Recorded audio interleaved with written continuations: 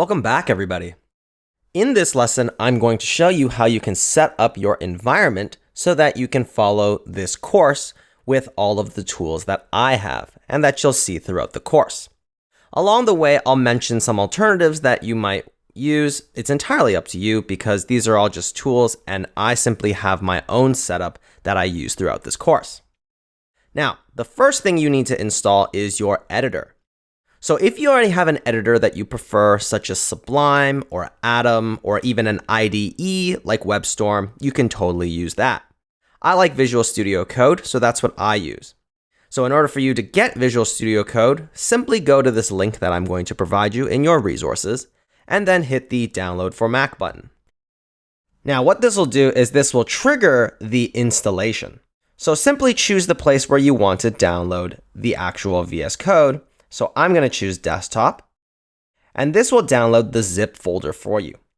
Then you simply just open up the zip, and now you'll have your Visual Studio Code application where you saved your zip folder. So now if I go to my desktop folder, I see it right here. So just double click to open it, and then allow your Mac to open Visual Studio Code. Because it's downloaded from the internet, you need to give it permission. Now, once you've given it permission, Visual Studio Code is up and running. So you now have the same editor that I use. The only thing I would suggest you probably do is add the code shell command to your terminal. Now we'll explain more about what that actually is in a little bit later. But right now, in order for you to add it, you simply hold Command Shift and press P. Then you're going to type command, and here you'll see shell command install code command path. So simply click that, and then it will install the code command to your path.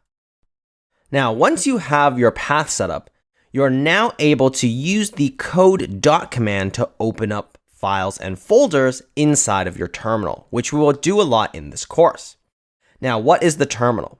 Well, the terminal is actually going to be the main way that we navigate around our application, as well as modify our files, as you'll see in this course. Now, by default, Mac comes with a terminal. So in order for you to access it, simply go to your Spotlight search and type in terminal. Once you have that, just open up the first thing you see, and this will be the terminal that you can use throughout this course. Now, with this terminal, what we need to do next is actually install Node. Now, the easiest way for us to install Node is actually to use something called NVM, which is Node Version Manager. Now, in order to install NVM, simply go to the link that I'm going to provide you inside of your resource folder. And then once you navigate to this link, scroll down to this section called Installation and Update, and simply copy this line and then paste it into your terminal. What this will do is this will clone down the NVM package and then add it to your existing shell, which is the thing that we're running inside of our terminal. Now, once we have NVM, we have to actually close our terminal and then relaunch it. Now, once you've reopened your terminal, type in Command-V NVM. If you see nothing listed, then this means that NVM is not yet loaded to our shell. So what we have to do is we have to actually scroll down here, and we can see inside of these instructions right here on OS X, if we see that there's no NVM script, then what we have to do is first check if we have a bash profile. Now, you can do this by simply typing nano and then this tilde sign /.bash profile. Now, if you hit this and nothing occurs, meaning that there is no bash profile, instead of nano, replace this with touch and then run nano bash profile again, because touch will open a new bash profile for you. So inside of our bash profile, if at the very bottom we see nothing related to NVM, then we need to add this line of running source bash rc. So let's just add that in right now. You can also copy paste this in if you want. Once we have that, we just need to save by hitting Command X. It'll ask us if we want to save. We hit Y, and then we hit Enter. And now what we need to do is we need to type source /.bash profile to upload and rerun our bash profile that we've just made changes to. And now if we type in nvm, we'll see that there's something here instead of nvm command not found. So now we know we have nvm. So now what we need to do is actually install Node using nvm.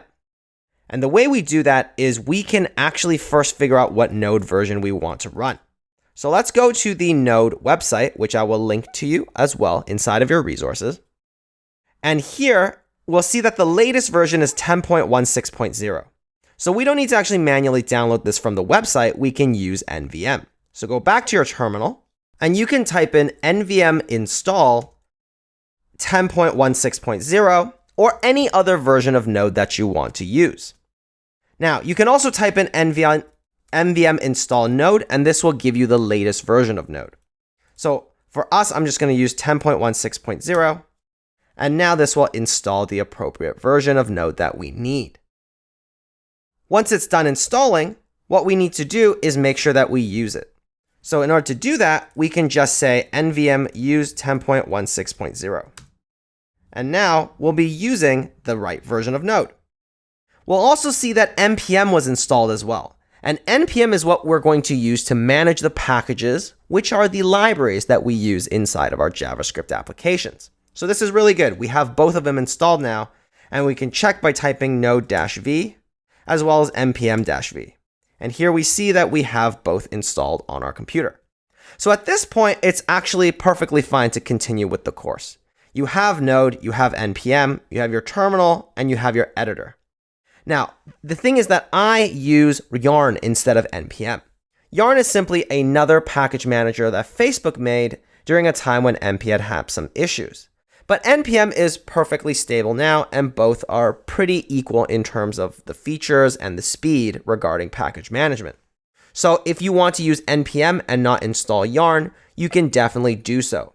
You can simply look at the different commands with npm that you need in order to run commands instead of using the Yarn ones that I do. But if you want to use Yarn, just go to the Yarn link that I provide you in your resources, scroll down to the installation script, and then copy that line right there. Then you go back to your terminal, we clear it, and then we paste it in. And now this will install Yarn into your computer. Now, once you have Yarn, you just need to check whether or not it's there. So simply type in yarn-v, and if you see a version, now you also have Yarn. So now you're able to do everything that I do in this course with Yarn, and you can switch between Yarn and np freely. Ideally, in one project, however, you should use either one or the other. You should not use both npm and Yarn in the same folder. Now, keeping that in mind, you're fully set up to move on with the course. So I'll see you in the next lesson.